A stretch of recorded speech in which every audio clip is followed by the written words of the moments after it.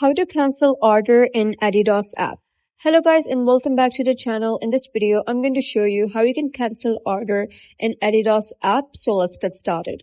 First of all, you're going to launch your Adidas application and then you're going to log into your profile by clicking on this profile icon at the top right.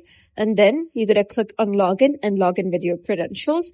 So now if there is any order that you have, placed, but you want to cancel it, you need to know that you can only cancel an order if the order has not processed yet. That means it has not been dispatched.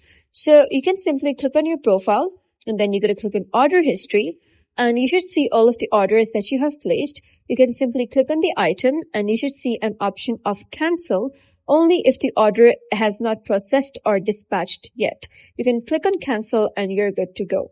But if you're not able to do that from here, no need to worry. I'm going to tell you another way.